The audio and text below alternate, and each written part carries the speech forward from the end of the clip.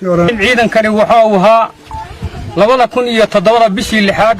ciidankii Caraweyn miidiyaha laga daawaday ee beesha reer Cali Gari ee ku biiray Somaliland meel walba laga daawaday maantana 2008 bisha koobaad 18 bisha labaad wuxuu ku biiray dawlad goboleedka Puntland ee Soomaaliya sacab kalsoonidii aanu Somaliland u qabnay waanu kala noqonnay Puntland ayaanu ku biirnay abaanduulaha ciidanka daraawiishta gobolka Cayn waxaan la wareegay maanta ciidankii Caraweyn aniga oo salaan weyn uga wada madaxweynaha Puntland Cabdulle Maxamed Gaas madaxweyne ku xigeenka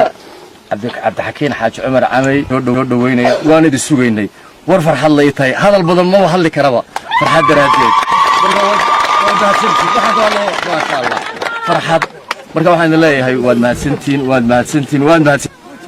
tishalay tagu ilow shidara aku ilow lama waa salaamadii Cabdikariim Maxamed Aadan ahna madax xasaankii wardoonka ciidamada aaga Cayn waxaan leeyahay horta guul baan taaganahay guul Allahu akbar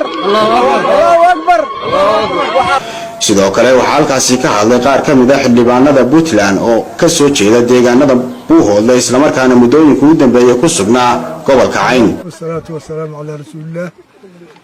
Waxa maanta farxad noo ah sharafna noo ah ciidankaas hadda dhabarkayga taagan ee tiradiisa la sheegay oo markii horena dhinaca ku biiray imikana u soo noqday ciidiisii iyo dadkiisii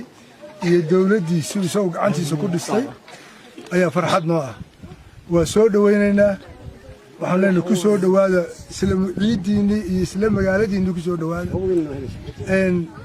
waxaana laydin ballan qaadayaa xuquuqdiina iyo sharaftiinaba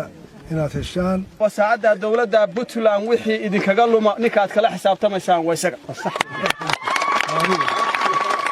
وفارح سلم جامع انت waxa raacda ciidanka halkan tomorrow markii hore ku biiray Somaliland uguma biirin wadaniyad iyo dawladnimo midna uguma biirin ciidankaas waxa weeyaan dayac baa meesha geeyay marin habaabin la marhabaabiyay Puntland baana dayacday oo anigu aan wakiil uga ahay baa dayacday sababtaas baa xagga geysay dad qadiyad iyo dawladnimo iyo dhaasho midna ku aadin heerka meesha degan وأنا نو وكيل كواهي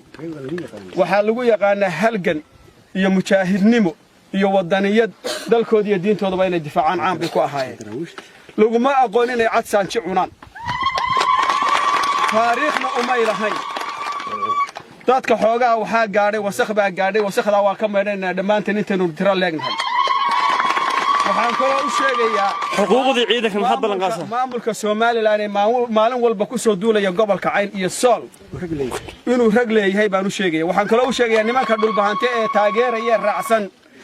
inaan dhulbahante taageersan oo Soomaaliland raacsan oo calan u raxaya uusan jirin yaasha beesha ciidankani ka soo jeedo ahna